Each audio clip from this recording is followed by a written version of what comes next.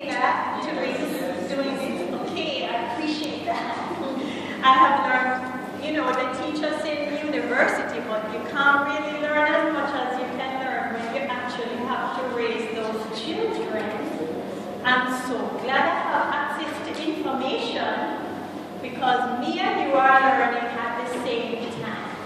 And I promise that's true. So yes, I may sound very knowledgeable, but the truth is children, and you don't know from one day to the next what we're going to see. Am I correct? Yes. Thank you. So you know for sure I know what I'm talking about now. So thank you so much, all of you, for making it today. Today I'm going to be actually introducing what you could call a new, probably new to a lot of places, parenting technique. We're so familiar with what we've been raised, the way we've been raised, the way our parents raised us. We kind of just continue doing the same thing, don't we? But I don't know if you noticed that the young people that we are raising are not like what we were like. There are quite a lot of differences. And I guess it would be a good idea for people to try and figure out how to do this better, because we're trying to use old strategies to deal with a whole new set of issues. So anytime we can get new information, it is always welcome. That handout that you got is actually pretty much exactly what you're going to be seeing on the screen. It's a very good outline of what we'll be covering today. We're going to be doing a lot of talking in between because I really want to hear from you all. So I don't want you to sit there and listen like it's a lecture and say, okay, when she's finished, maybe I'll ask a question. You will not be polite to ask a question in between. If there's something I'm saying that is not quite clear, please let me know. Put up your hand. I will be happy to address whatever you may need to know more about. If you have an example that you would like to share, we will all be very grateful to hear it. So I encourage all of you, do whatever you need to do to get the most you can from this. I also encourage you to take notes, because you're going to be learning about new kinds of ways of doing things. And I don't want you to forget it, so I'm hoping that if you hear something new, you just jot it down, so I make sure you had enough space to do that. I've also included some websites at the bottom of your handout that when you leave here and if you feel like there's something you want to refresh your memory about, you will find that information from the top down in those websites. So let us begin. So parent as coach. Maybe when you hear the name of this presentation, you started thinking what exactly this technique is like. I don't know if we have any athletes here, either former or present. Anybody here? Yeah, I figured I would have at least one. So that one person, I am sure, is quite familiar with what a coach is. We all have an idea, but if you haven't been an athlete, maybe you would not have so much information to work with. But let's all try and imagine what a coach would do and how would a parent fit into that role.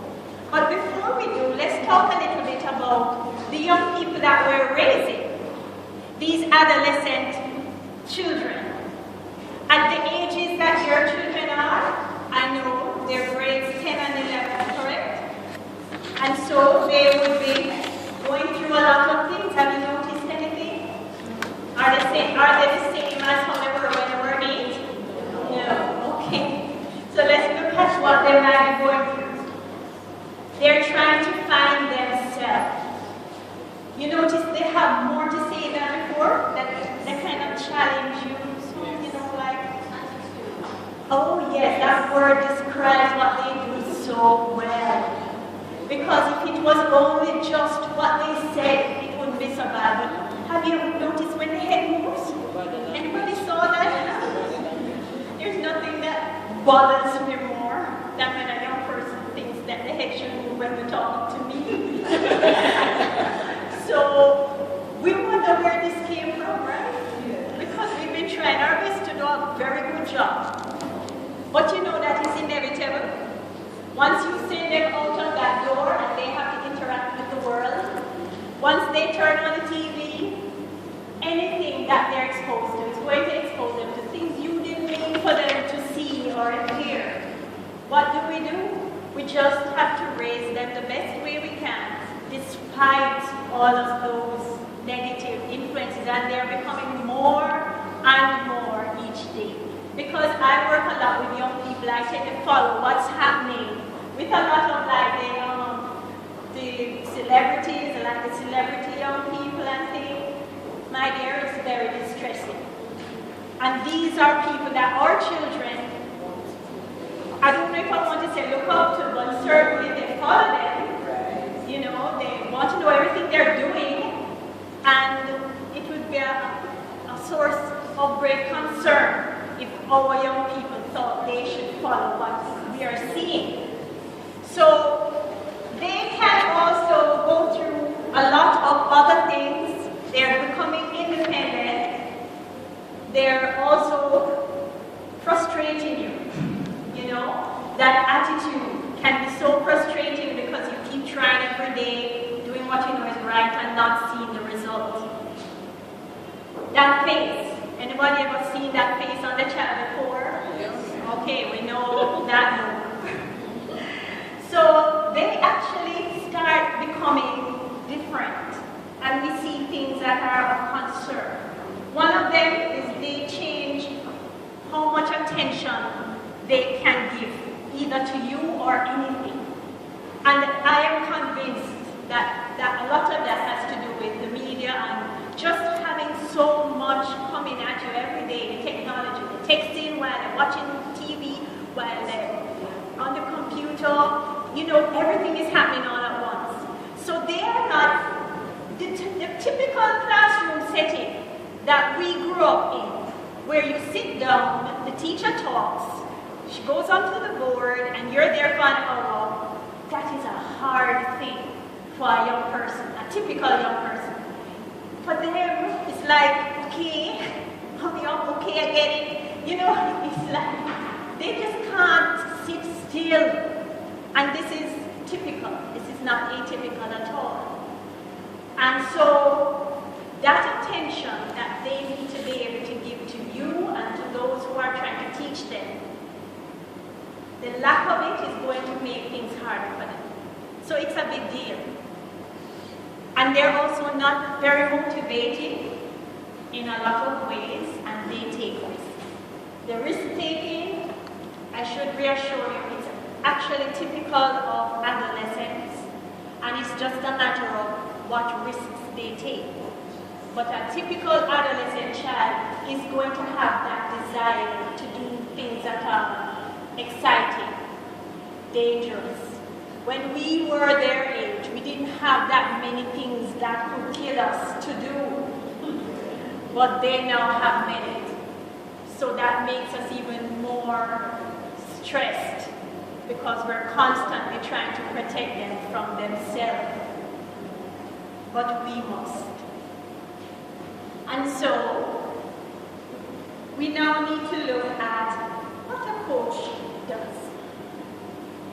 Now that we're parents, we have our adolescent children, but we're trying to figure out how to make that switch to be not just a parent, but a parent who is also a coach. We need to know, what does a coach do?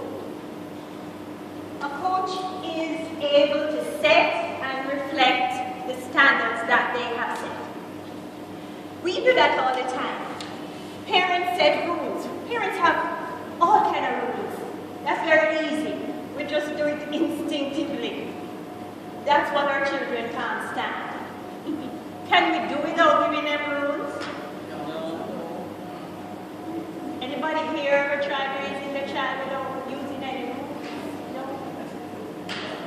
We just spoke about how easily they can guide. So guess what? Rules have to be set. So this aspect of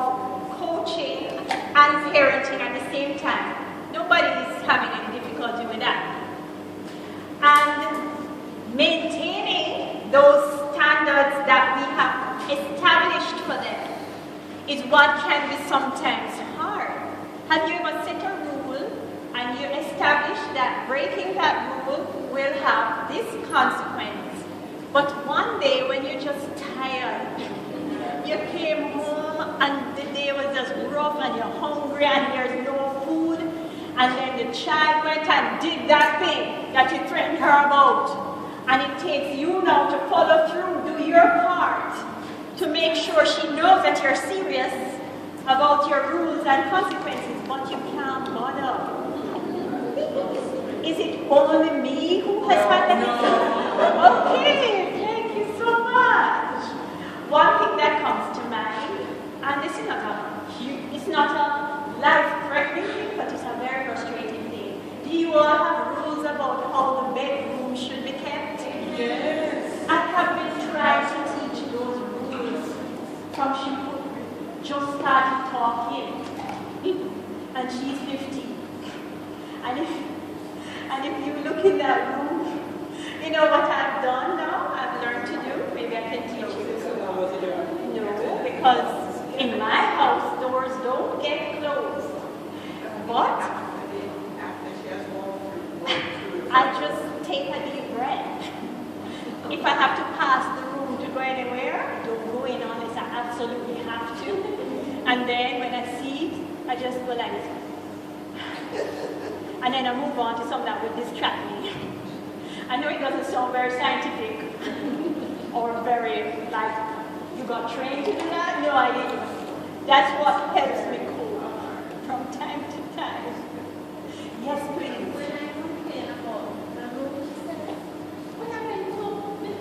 Right, there's always a time.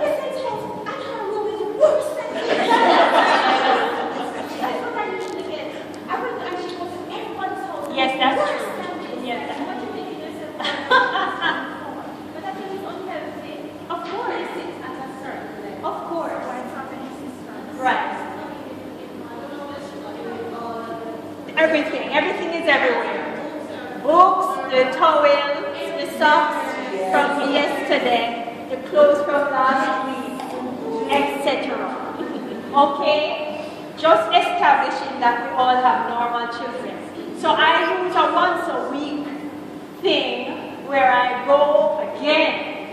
Don't you remember that if you don't X, you won't Y? Usually by the time the week ends, I have enough strength to try it. But remember, it's almost 15 years I've been doing this. I must be tired. Anyway, just one of the examples of the things that can frustrate us, but behold, there is a solution. Yes, my dear. But there is hope. Yes. I have an adult person, and she was telling us last Christmas that she went through that with her child. Back to 125. Okay. When she was leaving, the room was a mess. And then she went to board. She and her girlfriend. Yes. Went to live in Portmore, and they rented a Portmore house.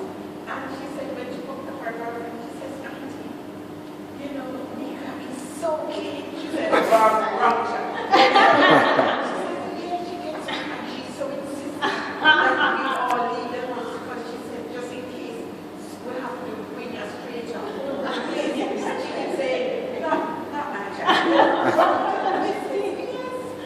Yes, I know. So she was telling us all that, trust me, persevere because they remember when it is right. That's it, you know. Yes. They have been well taught. But this is also an example of them growing up. Because they're growing up, they kind of want to decide when. So they're no longer under in their minds, heavy hand. You do this when I say so.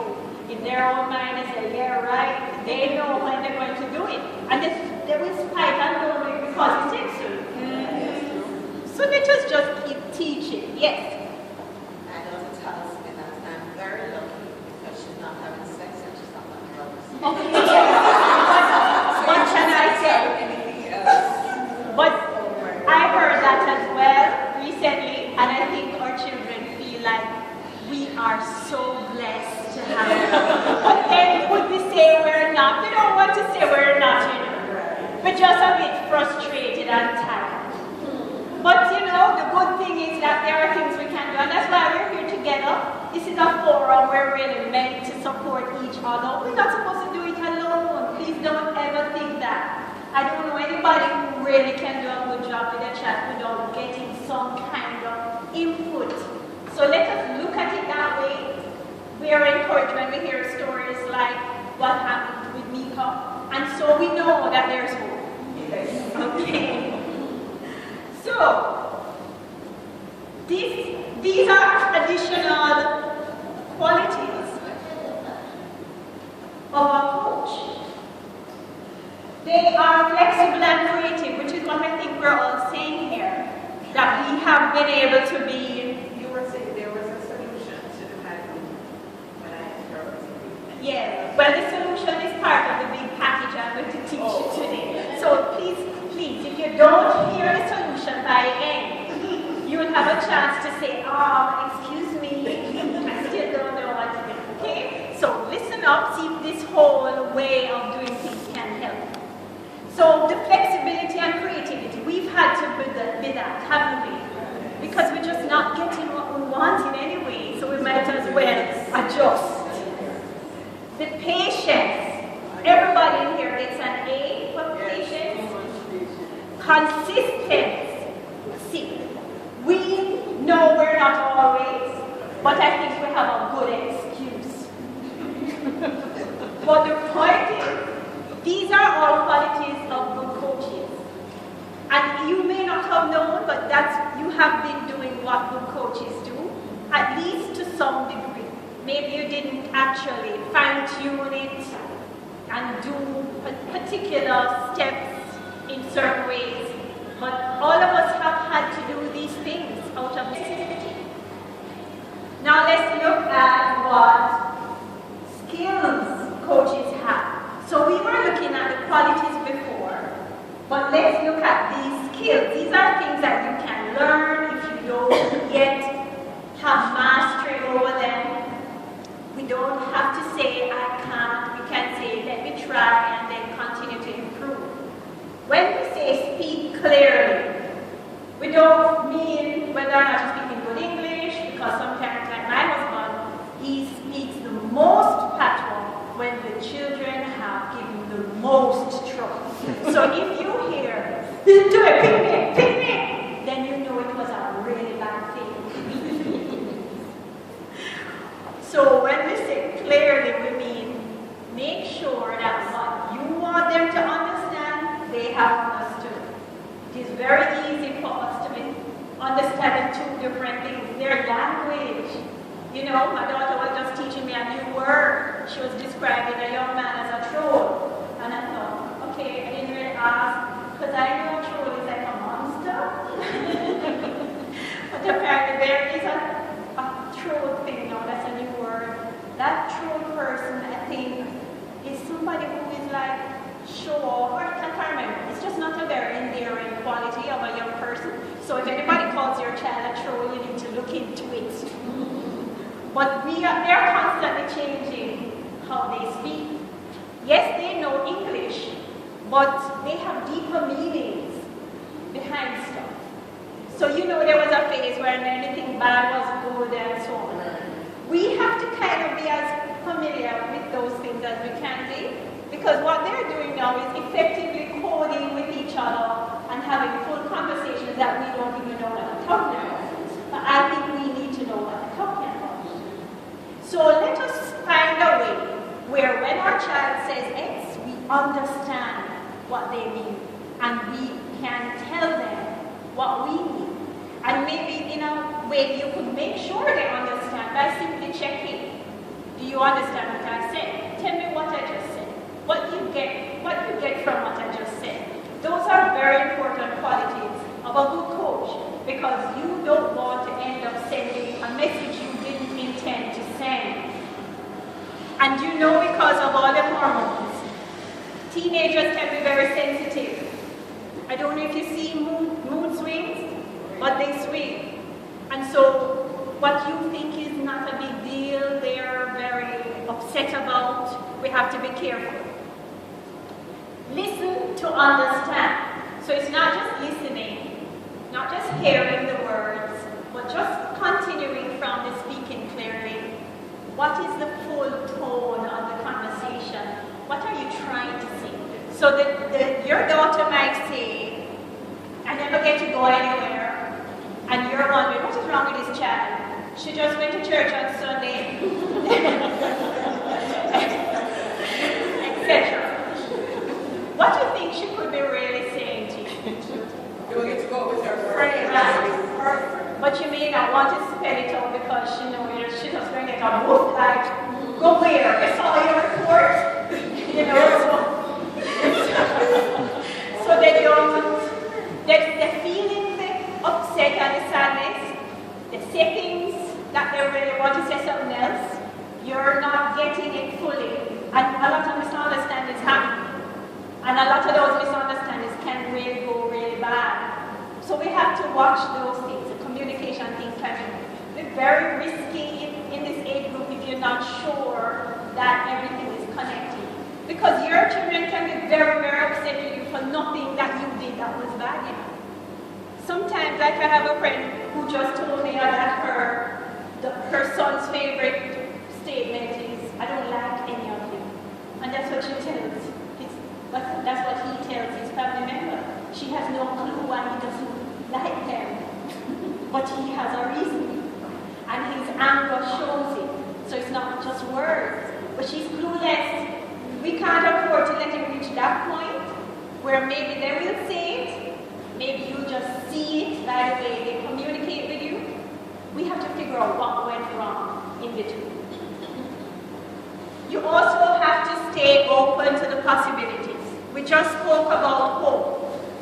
When things are not going the way that we hope for, we can get very discouraged. And sometimes we get so discouraged that we give up. But these are our children.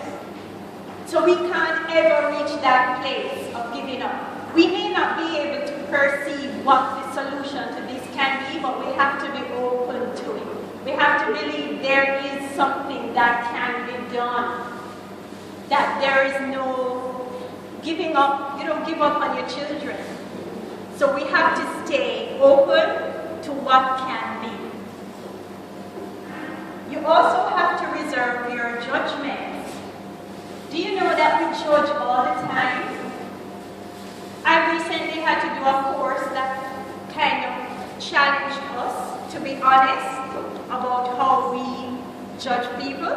And it was shocking when I realized that I judged people a lot more than I was willing to admit to. We just see people and we judge them. We hear them say something and we judge them. We may not follow it up, but we have in our own mind a preconceived idea of that person and we treat them accordingly. There's nobody we judge more than our children. Think about it. When we see them, we have a tendency, I'm speaking for myself, but I'm sure at least one person in here is with me. We have a tendency to remember them according to what they last did.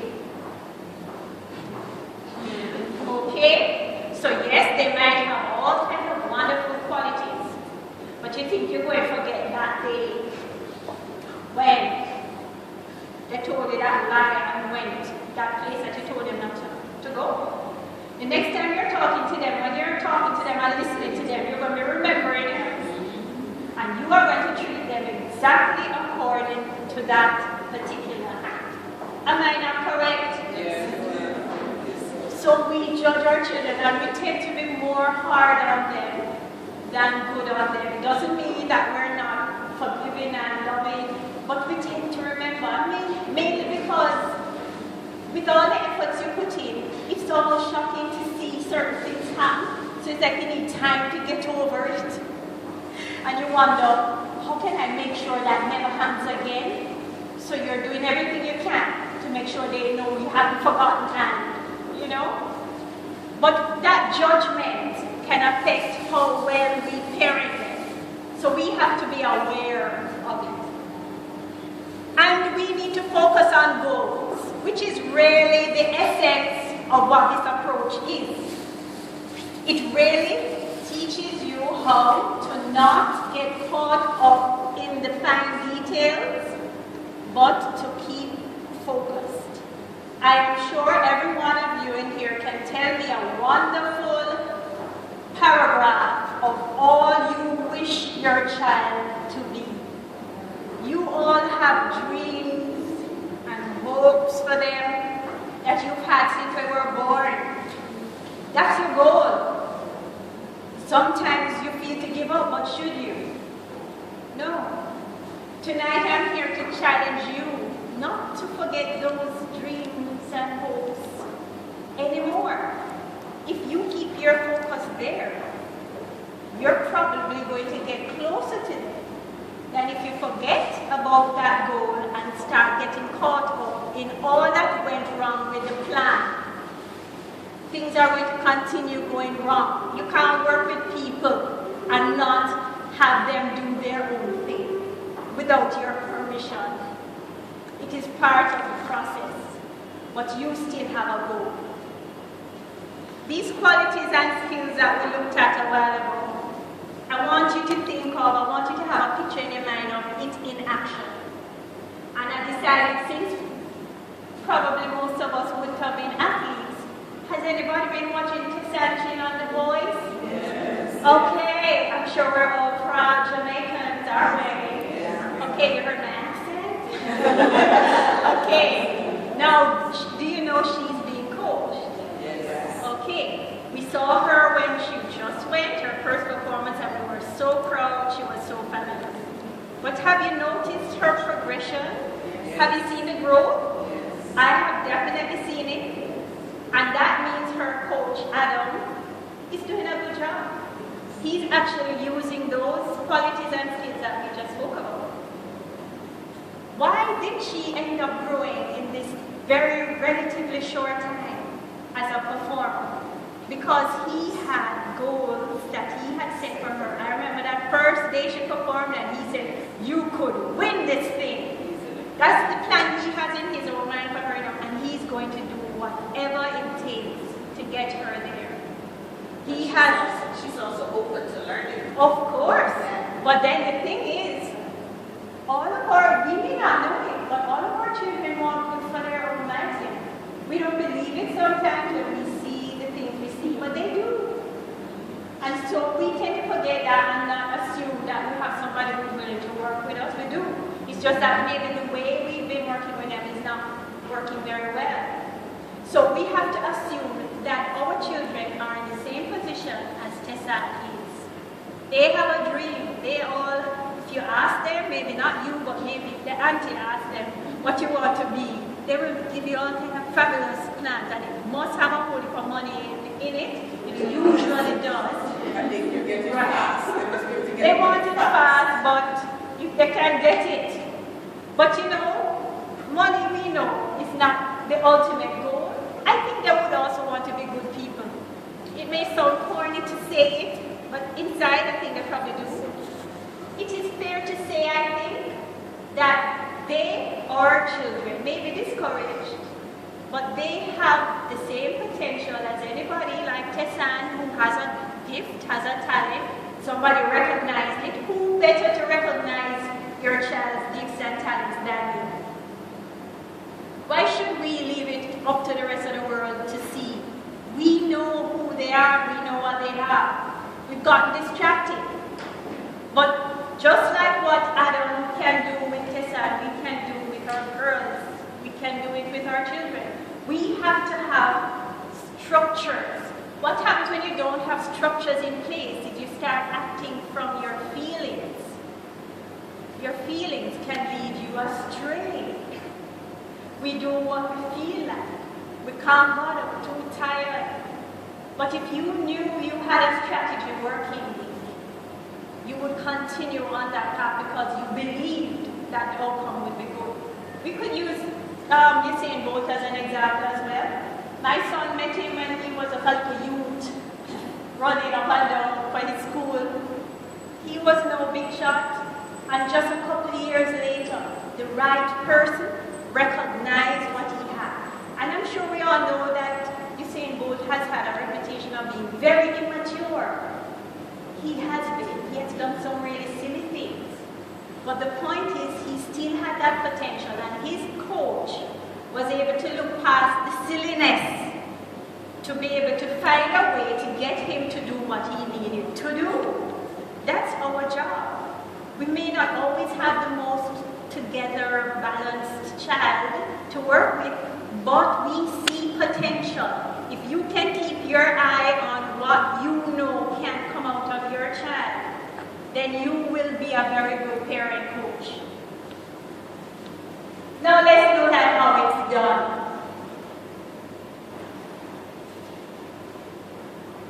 First of all, let's look at what parent coaching aims to do, or coaching in general. It's meant to inspire people to make use of the opportunities that present themselves on a daily basis. So sometimes opportunities are there, but people are not motivated to take them. We know that our children have opportunities because we're sending them to all the places that opportunities abound. They will not always want to grab them up, but we can inspire them to do that. Another thing that coaching does, it relies on the capacity of the individual, not on us. We are not the one that is being drawn from, it's them.